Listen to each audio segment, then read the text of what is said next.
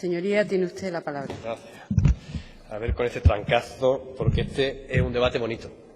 Estos son los debates que hay que tener de verdad en profundidad, ir al análisis, a la estructura de la crisis que tenemos y ofrecer las soluciones reales. Yo agradezco de verdad la iniciativa. Miren ustedes, el corazón de la crisis en su momento fue el sistema financiero. No el sistema bancario, el sistema financiero. Y a partir de ahí se propagó rápidamente. Y es porque el sistema financiero fue muy funcional a un patrón de crecimiento y acumulación que estaba totalmente agotado y abocado al fracaso. En nuestro país era el reverso de la moneda del crecimiento económico mundial, era el modelo californiano que le llamábamos, con dos variables, bajo salario y el ladrillo. Con dos variables y con responsabilidades compartidas, repartidas. Los bajos salarios. Salimos de la crisis anterior con aquella reforma laboral del presidente Felipe González. ¿Os acordáis? La huelga general del 27 de enero. La reforma laboral más brutal en aquel momento en Europa. Más brutal. Se legalizaron las ETT, proliferaron los contratos de todo tipo, precarios, y se facilitaba el despido como nunca antes en el marco laboral de los trabajadores hasta entonces en este país. Y lo que pasó es que precisamente pues las condiciones de negociación de los trabajadores se vieron a la baja, porque ese era el objetivo de la reforma laboral, bajar la fuerza de negociación de los trabajadores y por tanto contener los salarios, que es lo que pasó. Se buscaba eso y eso pasó.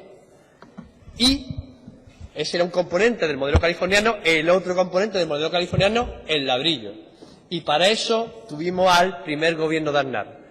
La reforma de la ley de suelo, liberalizar la venta de suelo, la producción de ladrillo, y llegamos a producir en España, fíjense ustedes, con esa tesis ortodoxa, económica, neoliberal, fallida, que hay que decir, fallida, para que no nos encontremos después intervenciones como la del diputado de Ciudadanos, ese fundamentalismo neoliberal que no es capaz de medir con evidencia empírica los resultados de las cosas. Parece que vivimos en otro planeta, un planeta en el que todo es abstracto, teórico, y cuando bajamos a la arena de la realidad, pues bueno, pues nos da igual la realidad, nos da igual, ese talibanismo neoliberal, ¿no?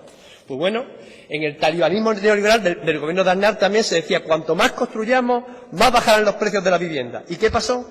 Que más construíamos y más subía el precio de la vivienda. Y no había que parar, no había que echar freno de mano, nada en absoluto. Construíamos más que Francia, Inglaterra y Alemania juntos. Cada país por sí solo con más PIB y más población que este país. Y construíamos más que los tres juntos cada año. Y más subía el precio de la vivienda. ¿Y por qué? Porque teníamos un artificio que era el dominio del sistema financiero para alimentar la burbuja especulativa, la burbuja inmobiliaria. Claro, ¿cómo podemos mantener el crecimiento económico de un país, el consumo con la contención salarial y alimentar esa burbuja inmobiliaria importando cada vez más? Con crédito a mansalva, con el beneplácito del Banco de España, con el beneplácito sin vergüenza del Banco Central Europeo. Teníamos los coeficientes de reservas más bajos. Pedíamos y nos endeudábamos de Europa y hacíamos que las familias, para no pedir aumentos salariales, se endeudaran. Claro, y eso tuvo un límite. Algunos economistas, ya lo decíamos al principio de la década pasada, que iba a estallar la burbuja y ningún gobierno se daba por entendido. Yo ponía, me acuerdo, mi PowerPoint en mi clase, le decía a los chavales, oye, va a llegar la burbuja, ¿no? Pues yo me imagino que Solves, con todo su equipo de asesores, vería la burbuja llegar. No se hizo nada, en absoluto. Y ahora todo el mundo se arroja la pelota de un lado a otro y olvida que todos fueron responsables en el manejo del sistema financiero, todos los desmanes del sistema financiero. Señores de Ciudadanos, si el problema de las cajas de ahorros que actuaron como banca privada, hicieron los mismos negocios que la banca privada, con los mismos promotores, con los mismos constructores, con el mismo lobby. Estamos hablando de banca pública, no se actuó aquí nunca como banca pública, nunca se veló por el interés público. Nunca. Por cierto, el único sector social que tuvo la dignidad de mantenerse al margen de esas prácticas fue el movimiento ecologista y en defensa del territorio. El único, que propuso un modelo alternativo. El único. Todos los partidos fueron responsables. Los sindicatos también. Al mando de las cajas de ahorro, al mando de las mismas. Pero actuaron como banca privada, ese fue el problema. Hicieron el mismo negocio que la banca privada. Y ahora nos ofrecen un debate, que es el debate de empezar a meterle mano a esto. Bueno, pues yo creo que deberíamos al menos votar a favor de esta proposición de ley, después enmendaremos lo que haya que enmendar, pero reconocer que en este país o derivamos los ahorros a las prioridades de inversión y de consumo de este país y le damos una respuesta a la financiación de un modelo productivo alternativo, o seguiremos igual. Si no, ¿cómo se nos llena la boca diciendo modelo productivo alternativo? ¿Y dónde va a salir? Del aire, va a salir. No vamos a dotar recursos financieros a eso, no vamos a construir ninguna palanca fiscal ni financiera para eso. ¿De dónde sale? Aquí hay una propuesta encima, discutámosla, ¿en serio? Discutámosla.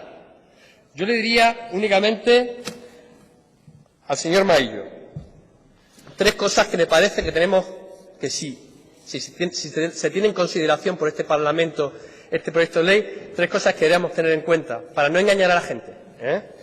Primero, sobre el carácter anticíclico de la propuesta que usted mantiene. Yo creo que no hay que engañar a la gente. Esto sirve para lo que sirve. Tiene, bueno, un impacto, puede tener un impacto, pero no va a tener el gran impacto.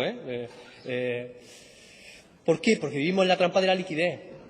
En este momento no se trata de bajar mucho los tipos de interés y como sigan bajando los tipos de interés, de repente nos vamos a encontrar con las inversiones. No va a pasar. ¿Va a haber algunos sectores que se van a beneficiar? Claro que sí.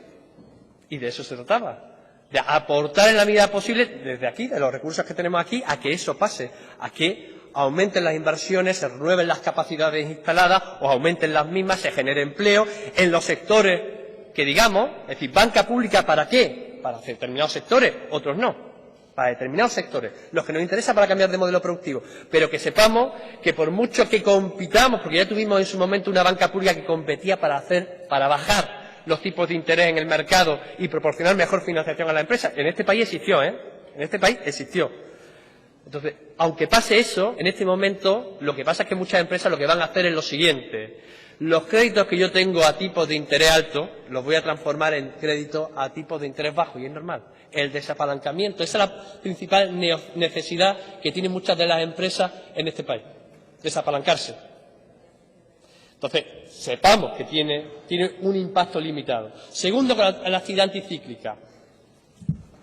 Yo haría una lectura de la crisis con mirada larga, con otras gafas, en la que soy capaz de dar respuestas a corto plazo, pero soy capaz de proyectar el patrón de consumo y de crecimiento desde otra dimensión. Yo hoy le aconsejaría a un economista que seguro usted conoce, que es Ernest Mandel, que fue pionero en ese tipo de análisis, de las ondas largas, ¿no? De los ciclos cortos en ondas largas. Entonces, el problema no es que nos encontremos con un ciclo corto que requiere financiación. El problema es un problema del capitalismo en su conjunto, del patrón de crecimiento y acumulación que tiene el capitalismo en su conjunto. Y para ello no es suficiente una banca pública que detraiga algunos recursos compitiendo con la banca privada para financiar un modelo alternativo. El problema es que el conjunto del ahorro, no pequeñitos ahorros, lo que pueda aportar un Parlamento como el andaluz, el conjunto del ahorro debería estar a disposición de las prioridades estratégicas de un país, de la inversión y de consumo. Entonces, hablamos de que lo que habría que hacer, en definitiva, es nacionalizar el conjunto del sistema bancario o el conjunto del sistema financiero. Porque hay que recordar que cuando, en la última reforma de las pensiones que hizo el señor Zapatero antes de irse, magnífica reforma de las pensiones con magníficos argumentos, ¿no? Aquellos que no tenían ni en cuenta ni la evolución de la productividad, ni que los desfases demográficos iban a ser coyunturales y que le daba respuesta de bajada a las pensiones estructurales cuando el desfase de la inversión de la pirámide demográfica iba a tener un periodo concreto. Después no, después se iba a recuperar. Bueno, pues en aquel momento lo que se trataba era de salvar las pensiones privadas, que estaban tocadas, porque habían jugado a la economía de casino. Y entonces había que decirle a la gente, oye, que os vamos a bajar las pensiones públicas, las vais a pillar más tarde y más cortitas, y entonces meter dinero en los fondos de pensiones privados porque no tenemos para cómo pagarle ahora a los que se van a jubilar pronto. Ese era el problema real. Pero el problema es del sistema financiero, de que el ahorro de los ahorradores de este país siguen estando a disposición de la economía de casino. Ese es el problema. Y eso no sirve para construir tampoco, no da solvencia a los ahorradores, no da seguridad y no sirve para construir un modelo alternativo de país.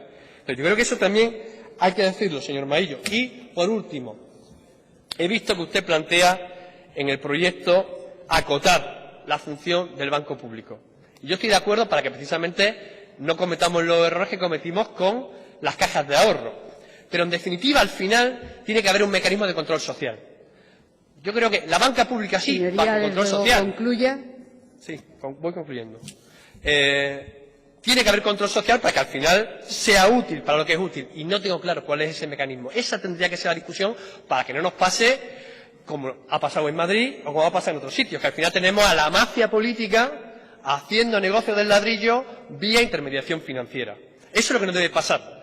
Y ese es el mecanismo que deberíamos discutir aquí seriamente. ¿Cómo se controlan socialmente los ahorros? ¿Cómo se ponen a disposición de las prioridades de un proyecto alternativo de país? Muchas gracias. Muchas gracias, señor Rodríguez González. Interviene a continuación el Grupo Popular Andaluz y lo hace en su nombre su diputado, el señor Miranda Aranda.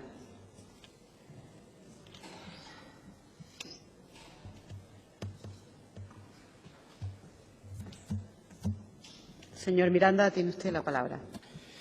Muchas gracias, señora presidenta. Señorías, buenas tardes.